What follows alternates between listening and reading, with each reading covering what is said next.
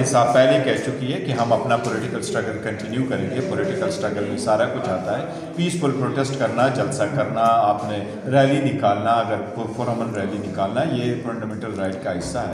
تو انشاءاللہ as and when we گو. اس دفعہ کے 8 فروری کا جو احتجاج ہوگا اس میں آپ کی جو ملاقات ہوئی تھی, جب رابطہ ہوا تھا, اس میں مذاکرات کا ذکر تھا یا آپ نے یہ بات رکھی تھی کہ ہم مذاکرات کرنا چاہتے ہیں یا مذاکرات کے لیے سازش؟ نہیں, دیکھو وہ پہلی میٹنگ بس سب جا چکی. خلیج آپ کو نظر آئی تھی اس ٹائم؟ یہ بتا دیں کہ اس ٹائم آپ کو لگا تھا کہ خلیج ہے جس کا خان صاحب ذکر کر رہے ہیں؟ نہیں, دیکھو خان صاحب یہ کہہ رہے ہیں کہ اللہ نہ کرے کہ خلیج ہو, لیکن یس obviously عوام میں دیکھیں نا, پاکستان تحریک انصاف ایک بڑی پولیٹیکل پارٹی ہے, ان کی طرف سے, سربراہ کی طرف سے جو ریزنز جن چیزوں کا ذکر کیا ہے ان کو ایڈریس کرنا بڑا ضروری ہے.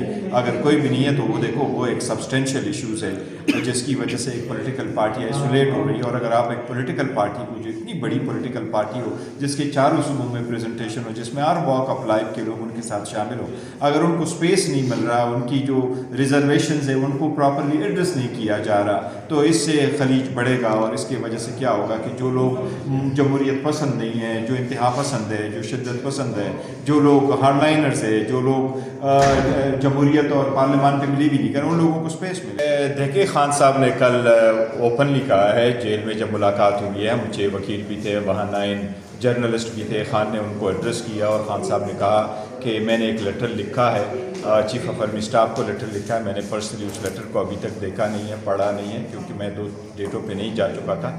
اور خان صاحب نے ان کے مندرجات خود جا کے پڑھ کے سنائے لوگوں کو, اور کہا ہے کہ فوج کی بڑی قربانیاں ہیں اور خلیج نہیں ہونا چاہیے, لیکن میں سمجھتا ہوں خلیج بڑھتا جا رہا ہے اور اس کی کچھ وجوہات ہیں, اور جن وجوہات کو ایڈریس کرنا بڑا لازم ہے. تو میں اپنے طرف سے ایک سابق وزیر اعظم کی حیثیت سے اور پاکستان تحریک انصاف جو اس وقت سب سے بڑی پولیٹیکل پارٹی کے, اس کے ایک سربراہ کی حیثیت سے لیٹر لکھنا چاہتا ہوں.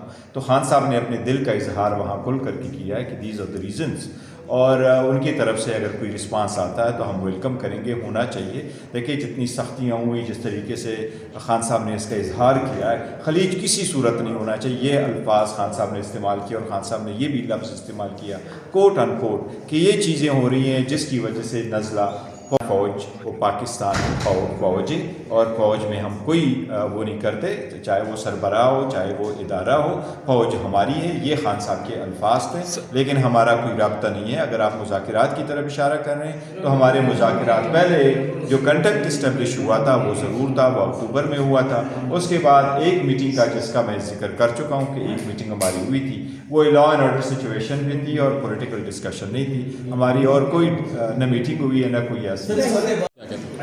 اچھا میرے علم میں نہیں ہے, لیکن میں پتہ کر لیتا ہوں. میرا خیال ہے خان صاحب نے ذکر کیا تھا کہ میں نے لکھا ہے, میں نے آپ کو بتایا کہ میرے ذہن میں نہیں ہے. ویسے صاحب آپ ہمیشہ بات کرتے ہیں کہ آپ نے لا اینڈ آرڈر سچویشن پہ بات کی آرمی چیف سے ملاقات میں, تو لا اینڈ آرڈر مینٹین کرنا تو سول فورسز کا کام ہے, پولیس اینڈ آرڈر کا کام ہے. آپ براہ راست آرمی چیف سے ملاقات نہیں, ان کی اس میں پھر کوئی ڈیٹیل میں نہیں جاتے کہ کیا بات ہوئی. لا اینڈ آرڈر سچویشن, دیکھو لا اینڈ آرڈر سچویشن میں ایز ایجنسی, ایز اتھارٹی وہ کرتے ہیں, تو ہماری فوج تو قربانی دے رہی ہے, یہ ہر وقت موجود ہوتے ہیں لا اینڈ آرڈر کی سچویشن میں. صوبوں کا آن بورڈ لے کے, وفاق کو آن بورڈ لے کے کرتے ہیں. تو اسی میٹنگ میں بھی لا اینڈ آرڈر ریلیٹڈ کچھ ہمارے ایشوز تھے. براہ راست آرمی چیف سے نہیں, ہمارے جو ہمارے جتنے ہیں الائنس والے, ان کی ریزرویشن صوبے میں جو لا اینڈ آرڈر سچویشن ہے اس سے ریلیٹڈ باتیں ہو رہی تھی, تو اس پہ